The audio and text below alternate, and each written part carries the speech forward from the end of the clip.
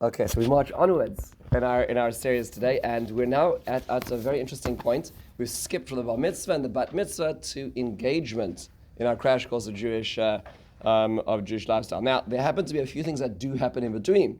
Hopefully, there's graduation from middle school, there's graduation from high school, there's yeshiva, there's college, there's perhaps an internship, maybe a job or two, depending. So there are a few things that happen in between, but we're going to focus on the religious ceremonies as well. Of course, there's much room for a lot of religious involvement and input in between. But in terms of the milestones of life, we sort of drift on to this next stage. I want to start off by thanking our sponsors this morning. First of all, to Suri Stone, who is sponsoring this entire series. Thank you for supporting and being connected through this learning together. It's a continued pleasure. This morning as well is we are also learning Le'ilui Nishmas, Rabbi Daniel Rosenthal and Erwin Fish, Rosemary's husband of blessed memory, and Mechutzen, right, whose shiva is just finishing right now as we speak. As Hashem, the neshamas should have an aliyah. God willing, and welcome back, Rosemary. It's wonderful to have you back here. I also want to thank Sandy and Ed Clark, who are sponsoring over 2 yard sites. First, the 33rd yard site of Sandy's grandfather, Mr. Chaim Ben Klonimus, and also the 41st yard site of Ed's grandmother, Mrs. Sadie Clark Zissel Bas Moshe Asher Zelig. The years may march on, but the memories don't change, and that's it's important that there's somebody to remember and somebody to continue to tell the story. But as Hashem, their story should always continue. So we say, well, we start this next stage, and you say, well, is engagement even a Jewish thing in the first place? Engagement is perhaps one of the most complicated and highly charged times in life. There's a lot over here. What does the Torah say about this at all? So the truth is that a lot of times when we look at engagement, we look towards a model which the Torah does talk about, which is called a rusin. That's usually what we refer to as the model. What is a rusin? So it seems that it's some sort of connection or some sort of commitment between a young man and woman. So for an example, the Torah talks about this, unfortunately, in the situation of infidelity. So the Torah tells us in Sefer Devarim,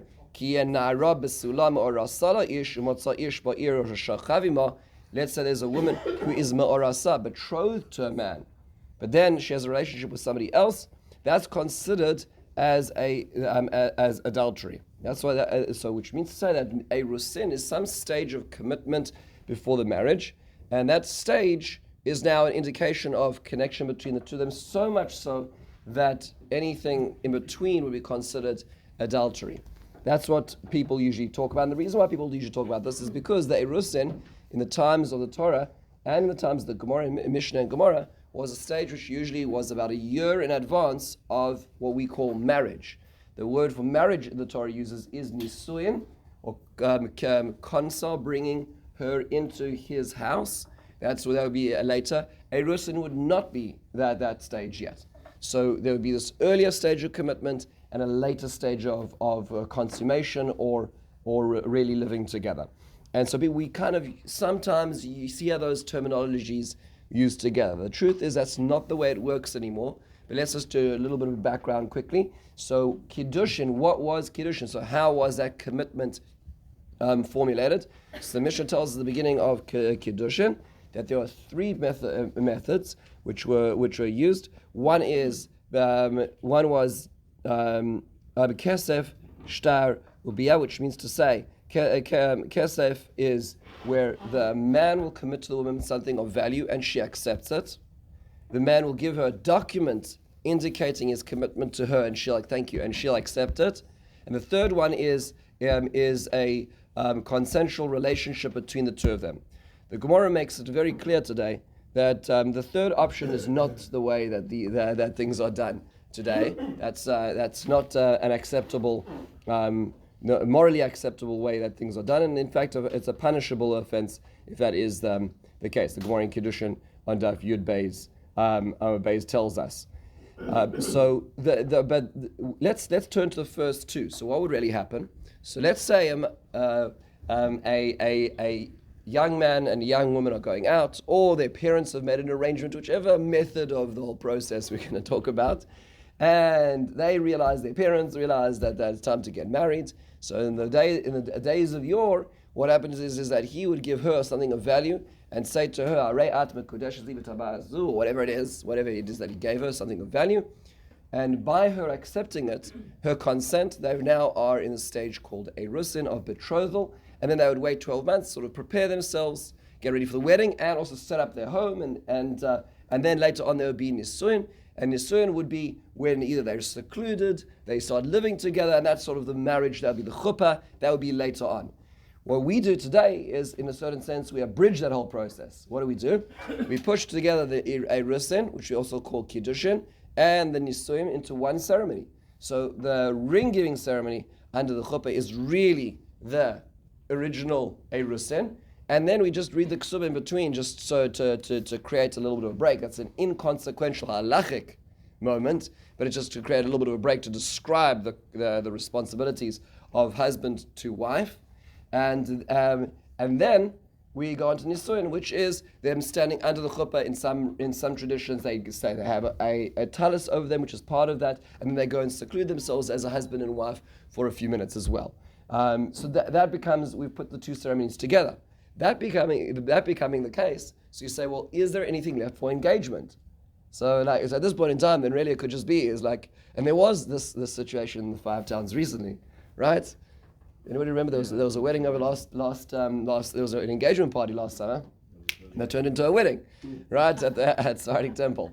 And so it was definitely very surprising. But let's say, so is engagement really a thing, or is this really just a secular experience that we've adopted for ourselves, being assimilated into the values of the Western society around us? So the truth is actually it is a thing in halakha, even without the erusin being separated from the nisuim like it used to be in the times of the Gemara. And by the way, why that faded is a matter of conjecture. So some would suggest that it's just people who are much poorer. It was harder to arrange two ceremonies and to have this whole kiddushin ceremony and nisuim ceremony. Things are the opposite today. Thank God for a lot of Jews living in the West. But being in those days, I said let's collapse it into one. But what do we do at the beginning? Is there a beginning, and how long does that need to be? So the truth is there is supposed to be another beginning, even absent of the erusin. And this process, look what the Gemara describes on the bottom of page 2. The Gemara says in Kedushin Yud Beis Amud Beis, it says, the Rav menagid, Rav would punish a person ad makadesh b'shukah, a person who just get married in the marketplace. That a person would, using the third option of kiddushin, he felt was inappropriate, and then also a person who just would get married without a shidduche. Now, that doesn't mean without a shadchan. What that means to say shidduche means an arrangement. It actually comes to a shadach, actually according to one of the Aramaic translations, comes to the word calm, right? Which means to say there needs to be some sort of arrangement which generates calm. What does that mean? So on the most basic level, there's many people who describe this. Rashi says on the top of page 3, he says, what's b'da shadich? Shediber ba koidem lakain. First, it has to be that they themselves. He speaks to her. He says, "I'd like to get married to you." She agrees. There has to be some sort of agreement, and then accompanying that, the Gemara describes as well that there is some sort of bilateral commitment that they make towards the marriage as well. So this isn't. So what Rav is saying is, just for a couple to suddenly fall into marriage like that, that's not appropriate. That's not the way things should be done. But lo shiduche. There needs to be some sort of degree of sitting together. Let's figure this out. Who's going to do what and plan things out.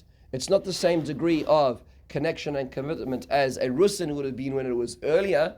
But it's saying let's figure this out. Let's plan this out as well. And the Shulchan Aruch says this. The Shulchan Aruch says in Even Ezer, top of page 3. It says afilu kodsha b'kesav v'shtar. If a young man decides to get married through the process of kesef or shtar, So through giving her an item of value or giving her a commitment in writing, and she accepts it.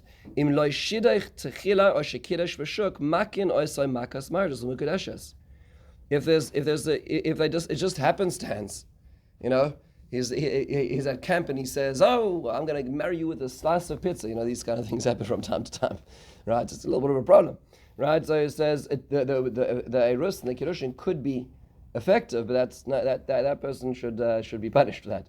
That's not appropriate. And the Rama says, "Yeshom she'ein makin im kiddush v'kesel shtar afilu b'shuk v'lo yishiduchim v'lo ro'isi mi amai she'uku boy mi shekiddush v'lo yishiduchim." He says, I haven't seen the punishment exacted, says the Rama, but that's not the way to do things. So there needs to be some sort of shiduchin or shiduche, which is this arrangement as well. From the Ramah, that Makas Margus was still Makas Margus. Yeah, I was going to say, Warsaw seems to still be doing things, right? So so it seems to be that there's some degree of we'll call internal implementation is over there. So there needs to be some degree of commitment, and that commitment has an import from both sides. It's first of all that the two of them agree to get married, which we'll call that engagement. Will you? Absolutely. And then some sort of a commitment as well. Yeah, sorry. What would happen if it doesn't work out after the Erusin?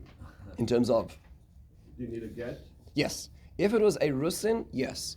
So in a Rusin there's a commitment, there's a ksuba already from the Erusin side. But because we put the Erusin under the chuppah now, so it doesn't usually happen that there's a divorce between the two, right? But the question is from engagement, right? So from engagement, let's say from shidduche, right? Then that's we'll call it a broken engagement, and it has financial implications, which the Gemara and the Shulchan Aruch talk about. Like who keeps what. So those are that's discussed in great length as well. But the shidduchim does not require a get, but from Erusin it would. So that's why when the Torah talks about ma'araha ma'arasa, when it talks about somebody who's in a stage of Erusin, that means to say that that person is essentially quasi-married, right? In the Kudeshes, and is treated as such. Yes? When you said about value, something of value, he gives her something of value. Was it those days perhaps a cow or chicken? Or it had to be jewelry?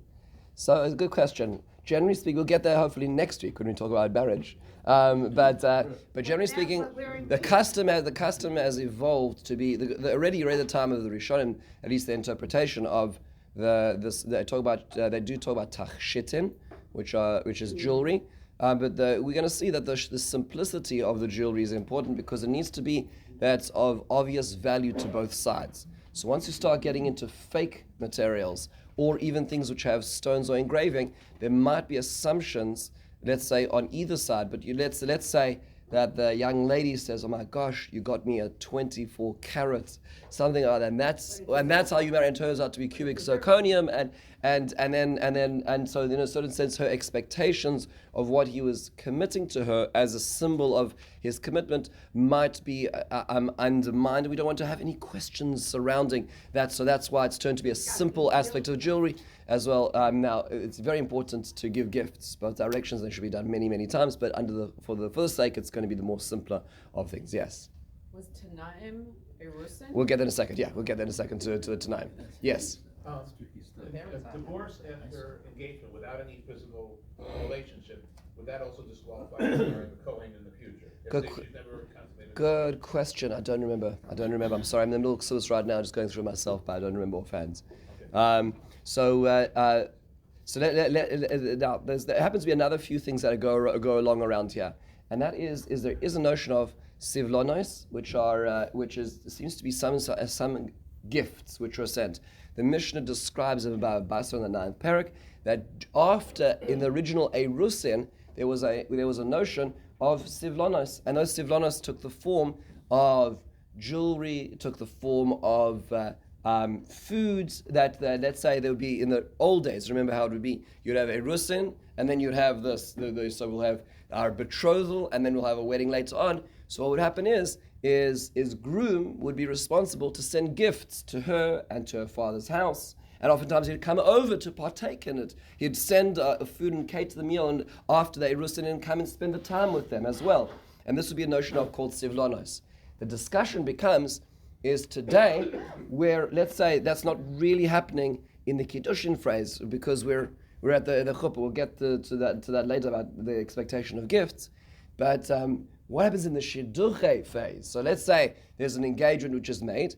So it seems that we follow a similar pattern that he has the responsibility to give her a gift. And following the way it's described by the Rashbam and the Bartanura on that Mishnah, it does refer to some sort of jewelry, some sort of gift to her as well. Does it have to be a ring? The answer is no. Does it have to be diamond? It may be a girl's best friend, and it is Western convention today, but that's not a Jewish convention per se. He should be giving her a gift, right? But if it's going to mean to say taking out another mortgage before even talking about the marriage, that's not the right way to go.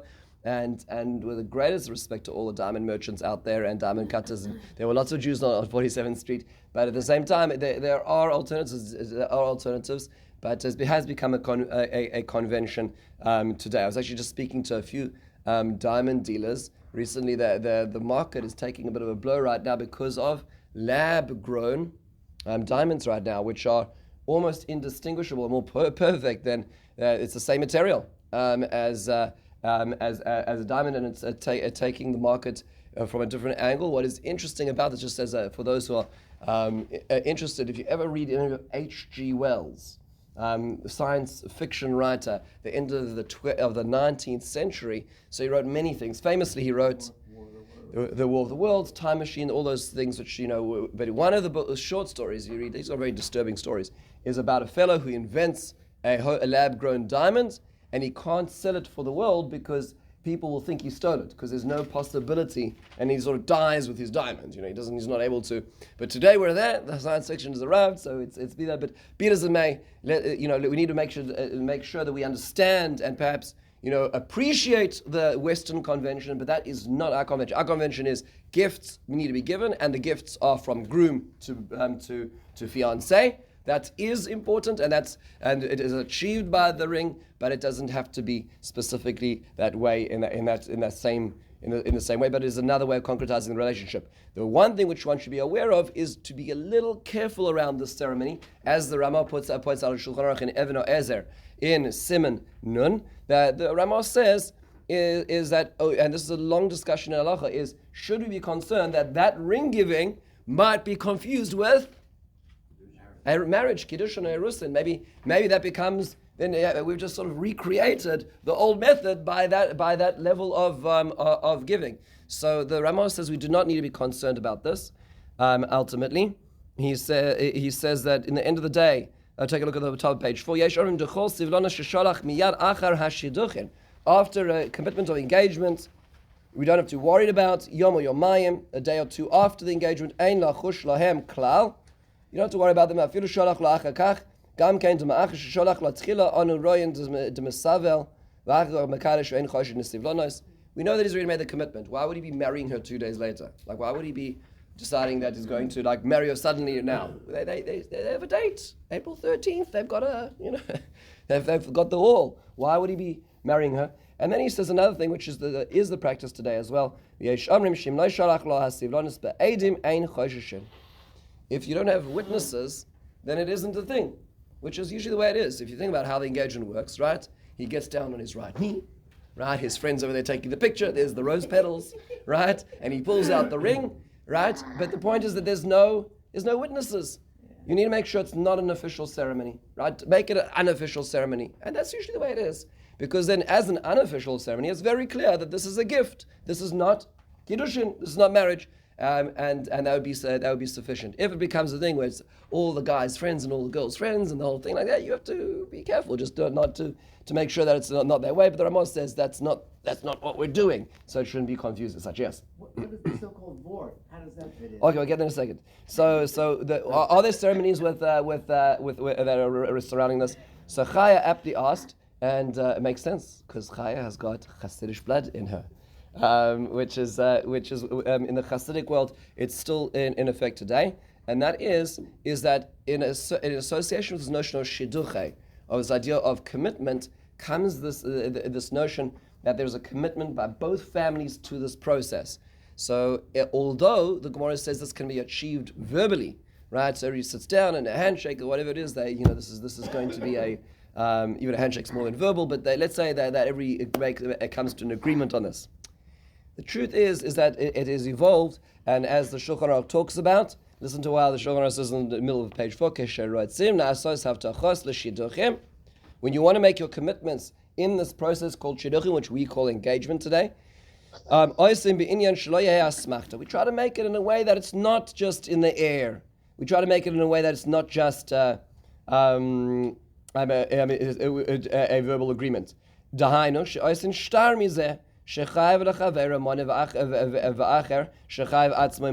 So we say that everybody should be committed in a way. They need to actually commit themselves in a way that is in writing. If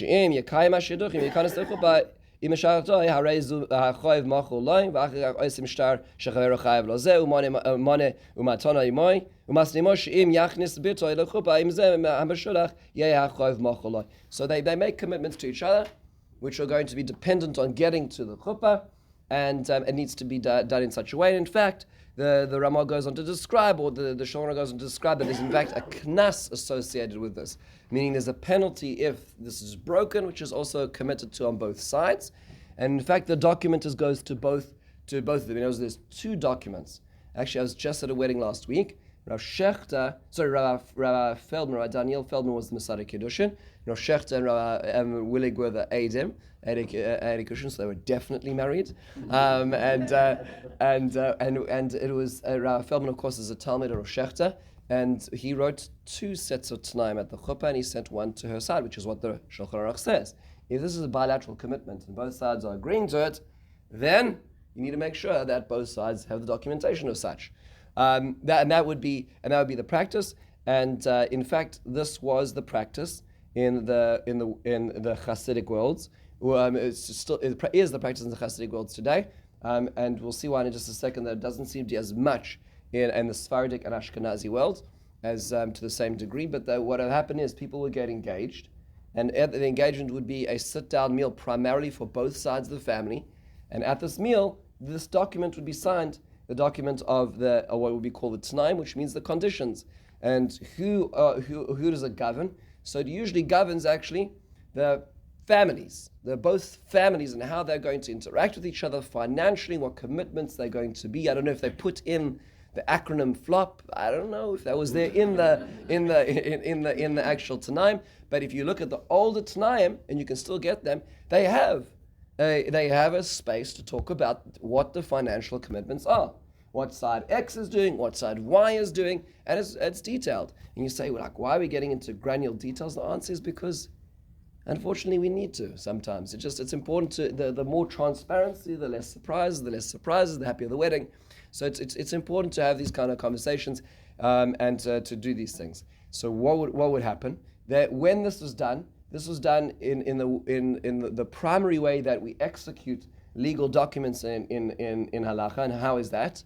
Not through a signature, but through a kinyan, right? So and again, there's different formalities and different conventions in different societies. Today, a signature is sufficient in many contracts, legally, and an electronic signature today. For halacha, that also does have value.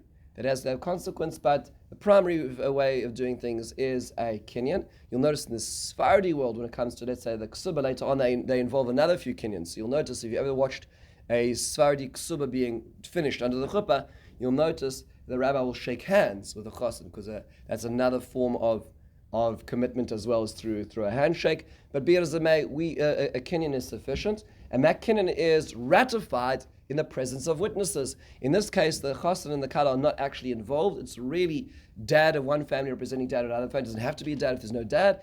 And then what happens is moms actually break a dish as well. That is what is done to consummate this. And in fact, the Taz says regarding the ceremony is that it's important, therefore, to have the notables of the town, not notaries, but notables. In the sense, Ed, we'll always invite you. But the point is that notables is people are distinguished like yourself, Ed. But the point is, it's not a legal thing, but a notable means to say that it gives consequence to this. So it's not just the families. You'll have people of the town, the mayor, that will come. and the rabbi will come, and them being there also gives gravitas to the ceremony as well. So it isn't just a fly-by-night, and sometimes you ask one of those people to read it as a reflection of the fact that this is a commitment. Yes? Prenuptial. We'll get there hopefully next time. Yes? What actually is the reason why a dish is broken? Good question. So there's a number of reasons. So that's the top of the next page.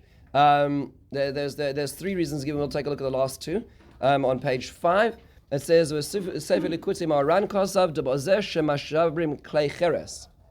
so you'll notice that's different to a chuppah where you break a glass dish or glass cup. At the Tanaim stage, at the early part of the engagement, they would break a earthenware dish. I remember I was at a hall, which was like the first time they were holding weddings, and they said we need a dish, and they wrapped up something corral. It was really tough, and there was no hammer. So you should have seen the mothers were going at it on this chair. It was like such a great ad for Corel. Right, so it wasn't working. So it's supposed to be earthenware. Why earthenware? Says the Likutei Moharan. He says, B'shas hashirach, Ramzim la'adam u'maskirin osa sheyesh gehinam. Leman yizkar bozeh lo yeh karuch achar ta'avaso v'yikarash ashmo v'zivuga karoi. It's kind of like it's almost like a symbolism of earth. Earthenware is something which is sort of made from the clay of the ground, and so a reminder that we're all here for a very short period of time, and we're all and don't make this relationship simply a relationship of lust and material necessity. There's a higher calling over here. Just remember, we're all returning to the same 6 feet under, right? So it's sort of that kind of reminder, which reminds us this is less about Yerushalayim, which we'll see under the chuppah, but this is more of a sort of a wake up at the beginning of the process. But he quotes the Sefer Todos Aaron. So again, he's a Hasidish Svarim. Belikutim kasav b'shem Baal Shem Tov zechuso yagen aleinu. The last paragraph. Hatam lama b'shas sheduchim shovrin kli cheres u'shas nisuin kli zechuchis. Why is it that it's earthenware at the engagement and it's glass at the wedding? Ki iyashar likroya tanaim kishem shekli cheres achar shenishbar einoi takana achar nisuin yachol lepatro al yedei get. So glass can be repurposed.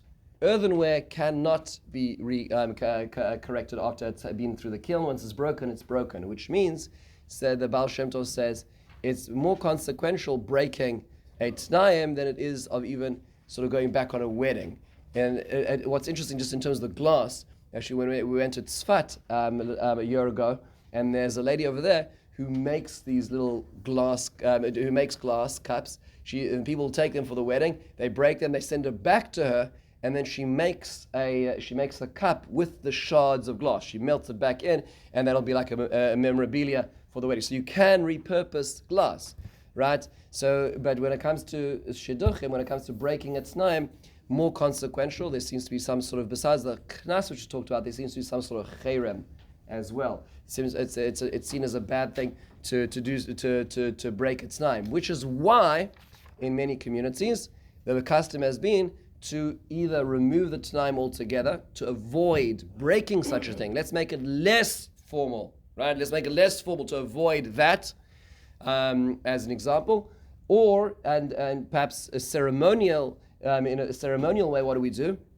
We fast forward the t'naim to the wedding ceremony itself. The Sfarim don't do this, but the reason why it's done at the wedding, then in a certain sense, is it's acknowledging the process, but without entering into the level of commitment that would be a problem with breaking. Because, listen, the engagements break, and for good reason many times, and so one doesn't want to be incurring that what the Baal Shem Tov was talking about kabbalistically, whatever that means, that is sort of irreparable. And that's why it's done as it is, which would mean to say, and therefore Rav Moshe Feinstein says when talking about this, is so therefore we need to have a text which is therefore reflective of the fact that it's more ceremonial than financial, right? So the t'naim that we're supposed to use on the day of the wedding is therefore much more a general description in nature than it is about the specifics. So we shouldn't be using the one with all those extra lines which describe what each family is doing. But it is important to be able to do it. So here is actually the text that Rav Moshe uses. It's on page 6. This is it's found in a sefer which is called the Nachlas Shiva. And the Nachlas Shiva goes through this process of shidduchim, and in this he says he quotes this over here, and you can see it's very general, but it's important just to be aware of how this works. So it first of all describes a magid meireshis achrish so yitain shem tov v'she'eris l'divrei ha'bris v'atanaim shenidbaru v'husnu bein hanishne atzadim. So HaKadosh Baruch Hu, right, should bless and give a shem tov to this process which is made between the two sides. And who are the two sides? And it describes dad number 1, who stands on behalf of the groom. Remember, groom is not active in this. He may look in, but it's really dad number 1 doing a kinyan, which is his form of executing his responsibility. Mitzad Hasheni, and on the second side, Ha'arav, and it refers to dad number 2 or representative number 2. In a lot of cases, there are some cases where there's no dad, right? So there's no dad on the other side, right? So it can be mom, it can be another agent. There's other people who you have to obviously change the language as is necessary. Mitzad Bitoy, Hakala Besula Maras, and then it describes who's standing on behalf of the young lady. And what does it say? So now the language that Rav Moshe uses is Asher kfar niskaimu kol achiyuvim mitzad hachosan hakala v'kein niskaimu kol achiyuvim mitzad hakala le'achosan. So at this point in time, as we're about to get to the marriage, we want to make sure, we want to ratify that everything that has been committed has been paid. Everything's been committed, has been paid. So you're saying it doesn't sound so romantic. It's like, yeah, well, you can't really have romance without having commitment, right? So it needs to have been achieved. Otherwise, there's only going to be angst and agita. So that means to say, now in the original Tanaim, it would be, no, this is what I'm committing to in order to fulfill by the wedding. This is no. At this point in time, all that left is to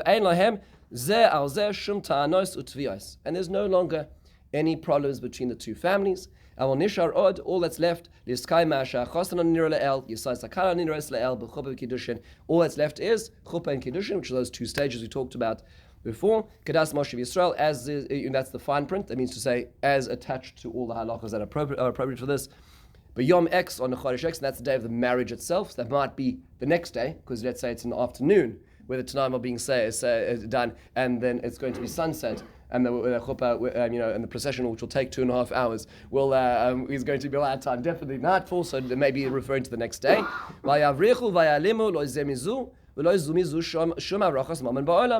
And no one is going to be withholding any of the commitments they made. Right, so I said I'm going to play for the band, but really, I'm still withholding because I didn't really like him so much. No. I'm not paying overtime. No, you're going to do everything. That's it. And everybody's going to act like Yirei Hashem Yisparach. I always ask when I meet a Chassan and Kala, I say, do you know what the time is? So the Chassan kind of vaguely knows that they need to stop eating for a moment, while their friends' time is read, and the Kala has no idea, of course, because she's not there. But it's good. So I go through, let's read what this is about. And it's important to know this because sometimes knowing this about this at the beginning of engagement is important to set the tone for the engagement as well.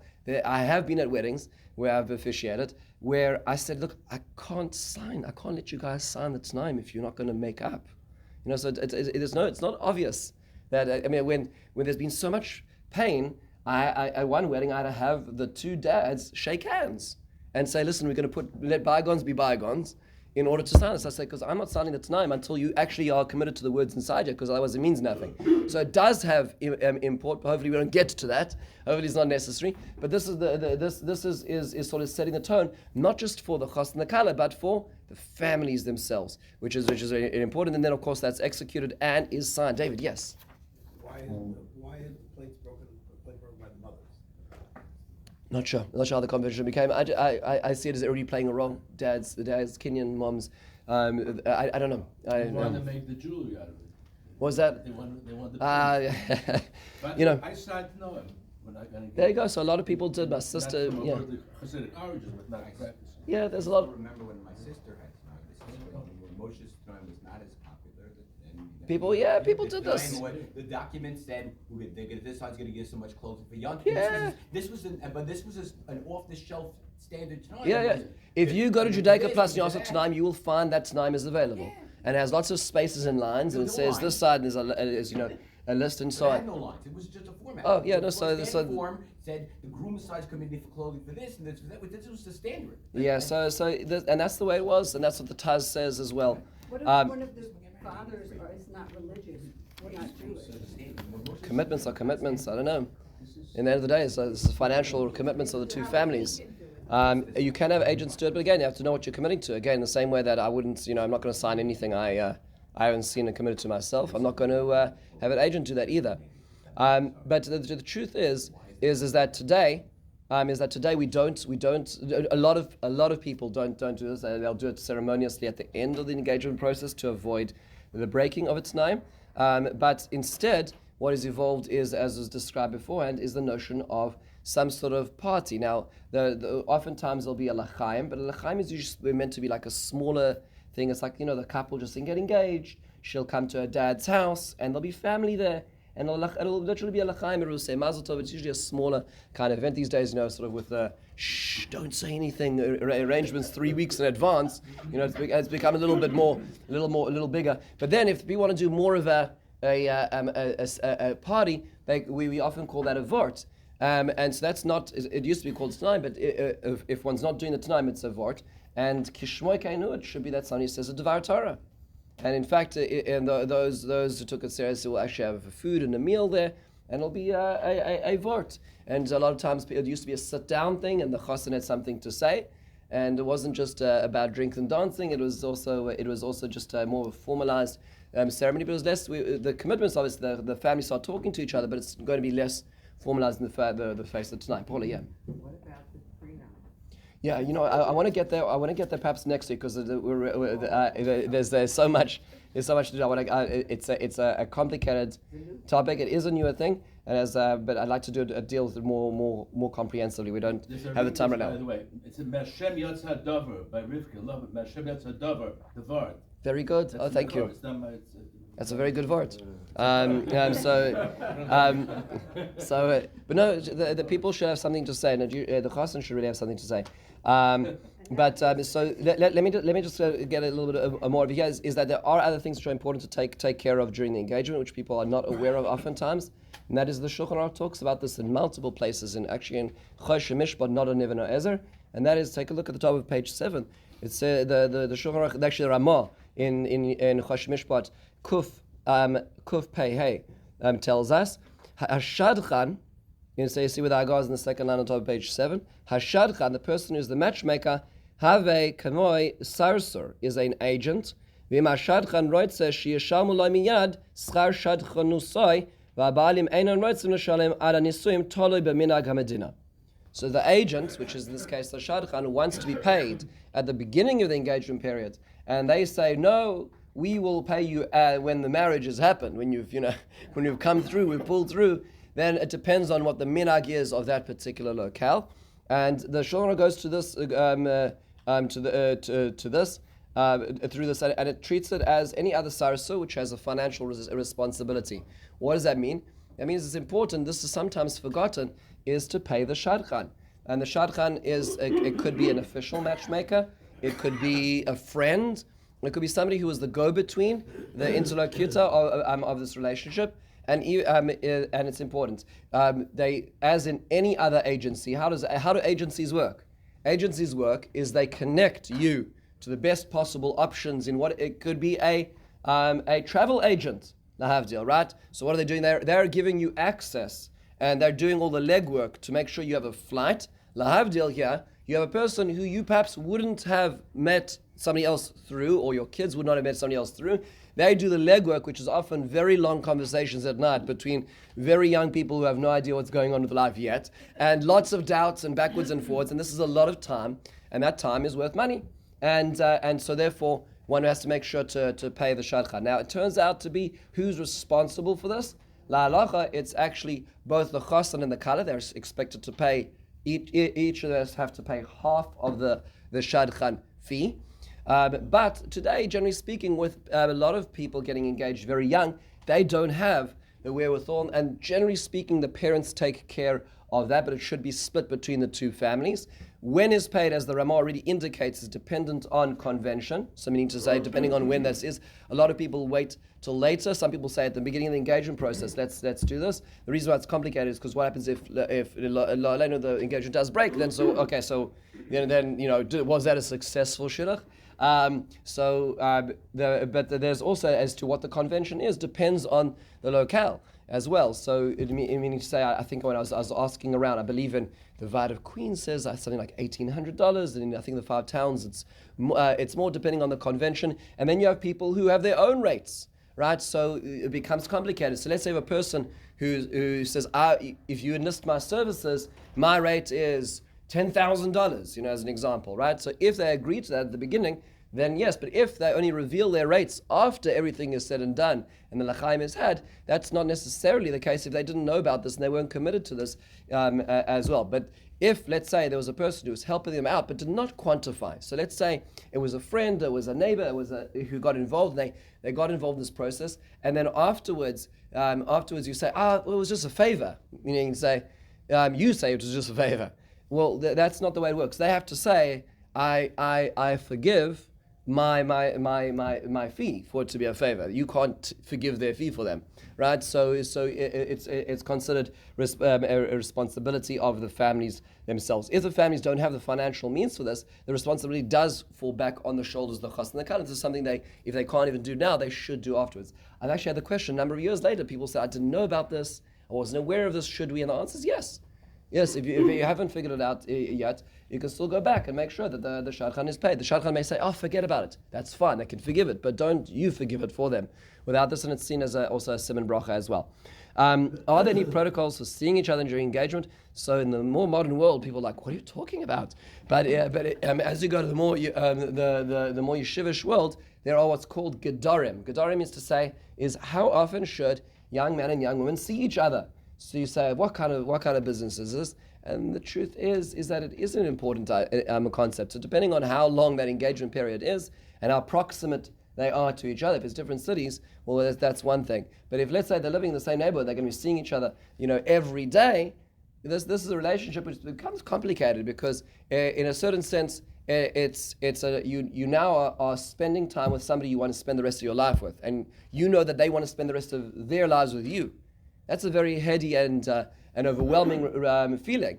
And at the same time, there's a glass ceiling called Shmiras Negia, right? So you're not married yet. So that makes things just a little more complicated. And so it's important to have some degree of space which is created. So this is not a halachic framework. So you will not find this in Shulchan Aruch, but it's common sense is that a couple should sit down at the beginning of engagement and say, there's going to be a lot of things we need to speak to each other about, and we've got a lot of things to plan. So let the planning, that's one department. But let's say it's not just planning, it's going out to play mini golf, it's going out to hang out and do a walk on the boardwalk, all those things. Is it going to be 1 time a week, 2 times a week? What are we going to do? And so there's also, you create a space of suspense and excitement, and you're also not getting into complicated territory as well. In Torah thought, perhaps we'll leave this as well. And that is that we usually use the model of a rusin because that was the way it was used at the time of the Torah.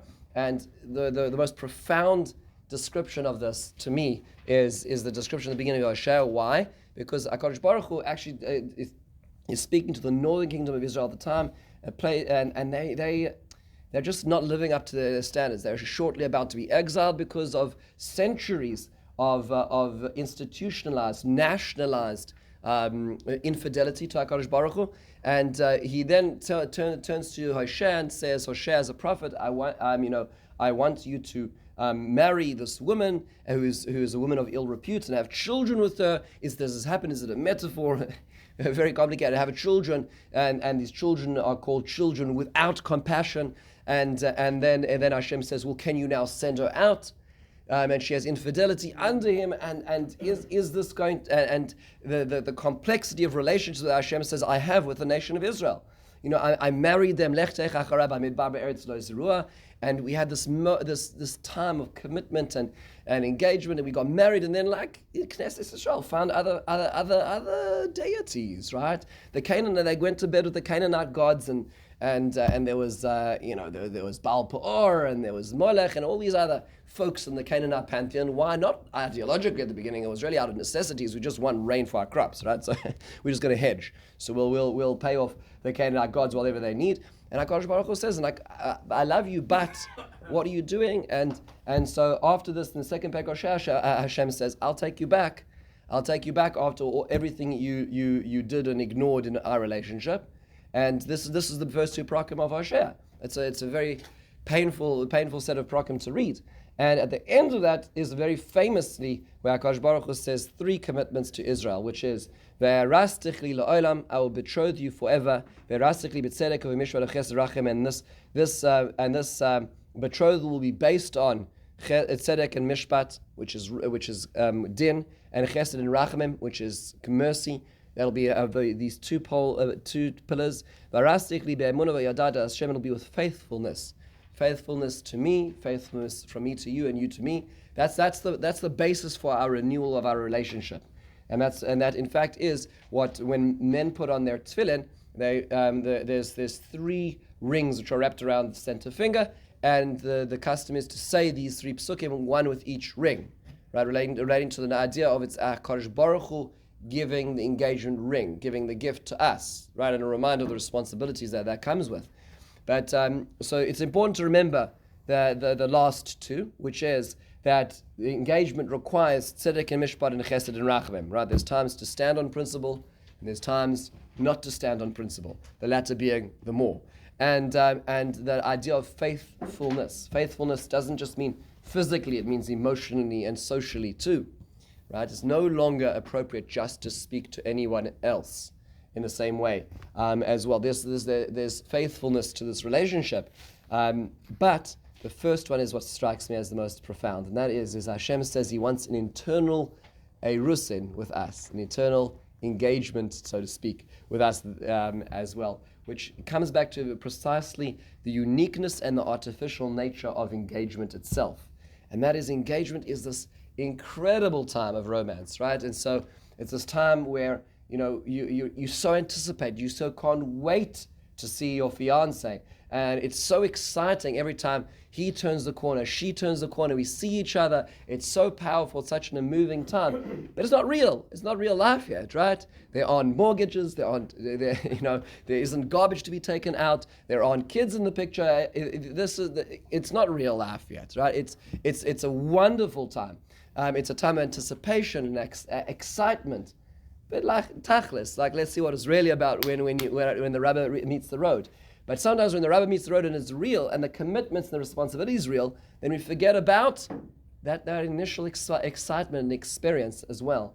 And it takes me back to I once went to a marriage workshop given by John and Julie Gottman, leading world marriage therapists. They live in Washington State, and they've even coined the Gottman method of marriage therapy, and they were speaking to therapists, and a few smicha students got to come in as well at a Nefesh conference, like there were 800 people at this conference, and they were describing the methods in therapy and so on, and they're describing when they see a marriage on the rocks, and what are the 4 signs for this, and can you rehabilitate this as well, and then they were doing some, not role playing, but Julie is the therapist, John is the researcher, and she was showing some videos of a couple that had consented to go through this, and she's showing this is what this looks like, and this is what, and it was really very instructive. But one of the things that they say is, when you see a relationship which is on the rocks, when you see a relationship which is going through a really tough time, one of the questions they ask is tell me how you first met. Tell me how you first met. And so there's 2 versions of how that goes. One version could be like, and they're in the middle of an argument, and it's a little bit of an acrimonious time. So one version could go is, they'll sort of she'll lift her eyes and sort of think and say, I remember it was so funny. I was actually supposed to be going out with a friend, but then he mixed up, and then I saw you, and it was funny because I never thought in my wildest dreams that I'd even say yes to you, and we went out, and remember the taxi dropped us off at the wrong block, and you stepped in the puddle, and it was just remember, and then he says, yeah, it was funny because then when we got back it was 1 o'clock, we thought it was 12 o'clock, I hadn't changed the clocks yet, and they started laughing about that experience. Then the other way it can go is she'll say and I can't believe you're arrived at my house in the green sweater. I never thought I'd live that down, and then what happens is the cynicism sort of penetrates their now cynicism penetrates their remembrance of their first meeting. He says you can rehabilitate a relationship in the former case and not in the latter, usually. Because if there's a bedrock of that moment of sort of that innocent moment of connection and time they spent together, you can build off of that. You can start there. But if already that has been poisoned by the cynicism and pain and disappointment in each other that goes back to that initial moment, it's very hard to rehabilitate. And so Hashem says, Ve'erastich li la'olam, is I want you to be committed and we're going to be married, but I wanted to also have that eternal excitement that still lives on in this relationship from day one as well. And in order to have that, you need to have all the finances and the agreements and the commitments that's all there. But it needs to also be that you have this beauty as well, Be'ezra Hashem. So next week, God willing, we'll get to the next stages as well, Be'ezra Hashem, and looking forward to continuing.